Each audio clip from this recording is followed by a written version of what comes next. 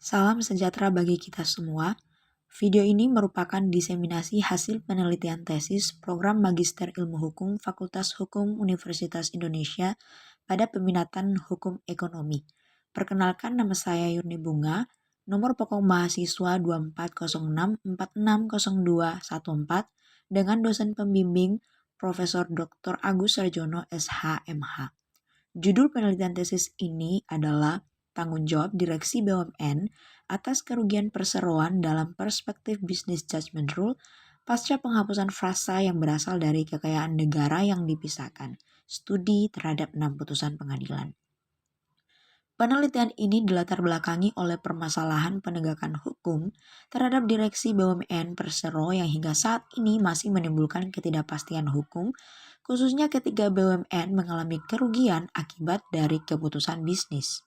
Dalam konsep negara kesejahteraan, negara tidak hanya berperan sebagai regulator, tetapi juga sebagai pelaku ekonomi melalui pendirian badan usaha milik negara, yakni disingkat sebagai BUMN. Dalam hal ini BUMN khususnya yang berbentuk perseroan terbatas, yang dimana menjalankan kegiatan usahanya bertujuan untuk memperoleh keuntungan, sehingga tidak dapat dilepaskan dari resiko bisnis termasuk kemungkinan terjadinya kerugian.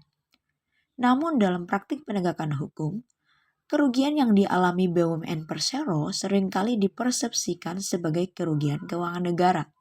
Akibatnya, direksi BUMN tidak jarang dimintai pertanggungjawaban pidana melalui ketentuan tindak pidana korupsi, meskipun kerugian tersebut timbul dari keputusan bisnis yang diambil dalam rangka menjalankan fungsi pengurusan perseroan. Permasalahan ini berakar pada adanya perbedaan dan tumpang tindih pengaturan mengenai konsep keuangan negara. Di satu sisi, Undang-Undang Perseroan Terbatas dan Undang-Undang BUMN memposisikan BUMN yang berbentuk persero sebagai badan hukum privat yang memiliki kekayaan terpisah dari pemegang sahamnya, termasuk negara.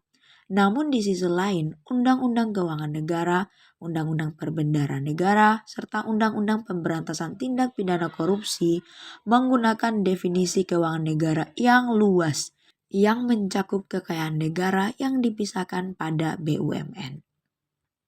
Ketidakharmonisan pengaturan ini menimbulkan ketidakpastian hukum bagi direksi BUMN dalam mengambil keputusan bisnis. Perkembangan penting terjadi dengan diundangkannya Undang-Undang Nomor 1 Tahun 2025 tentang Badan Usaha Milik Negara. Undang-undang ini menghapus frasa yang berasal dari kekayaan negara yang dipisahkan dalam definisi BUMN pada pasal 1 undang-undang tersebut. Penghapusan frasa tersebut menimbulkan perdebatan yuridis karena dapat ditafsirkan baik sebagai penegasan bahwa kekayaan BUMN bukan lagi keuangan negara maupun sebagai norma yang masih membuka ruang tafsir sebaliknya. Meskipun demikian, Undang-Undang BUMN 2025 memberikan penegasan normatif melalui pasal 4B yang menyatakan bahwa keuntungan atau kerugian yang dialami BUMN merupakan keuntungan dan kerugian BUMN. Ketentuan ini menunjukkan adanya pergeseran paradigma hukum yang menempatkan BUMN sebagai badan hukum privat yang bertanggung jawab atas hasil usahanya sendiri, sehingga kerugian yang timbul dari kegiatan usaha tidak dapat secara otomatis dikualifikasikan sebagai kerugian keuangan negara. Selain itu, Undang-Undang BUMN 2025 juga secara eksplisit mengadopsi Business Judgment Rule dalam pasal 9F.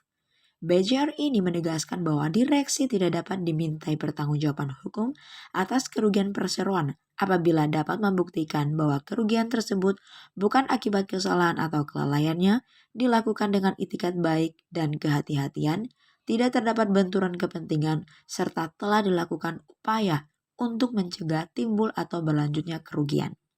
Dengan demikian, tidak setiap kerugian BUMN dapat dijadikan dasar untuk menarik pertanggungjawaban pidana direksi. Berdasarkan latar belakang tersebut, penelitian ini merumuskan dua permasalahan utama.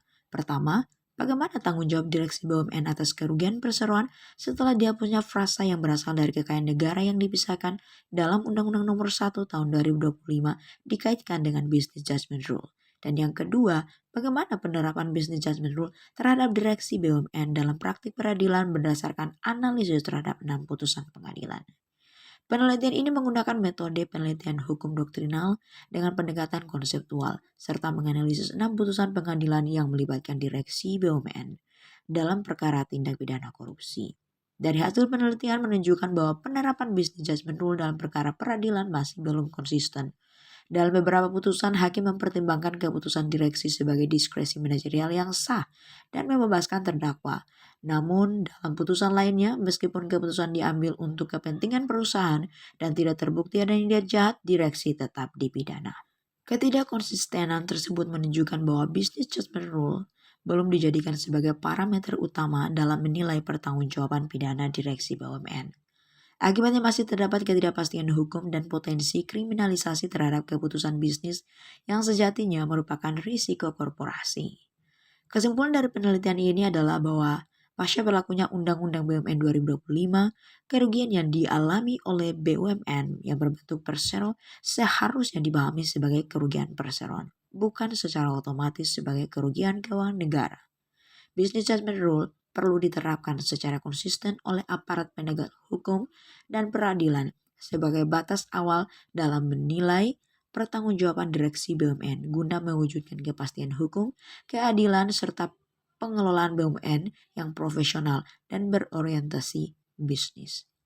Sebagai penutup, penelitian ini diharapkan dapat memberikan kontribusi pemikiran bagi pengembangan hukum korporasi dan penegakan hukum terhadap direksi BUMN, khususnya dalam membedakan risiko bisnis dan pertanggungjawaban pidana.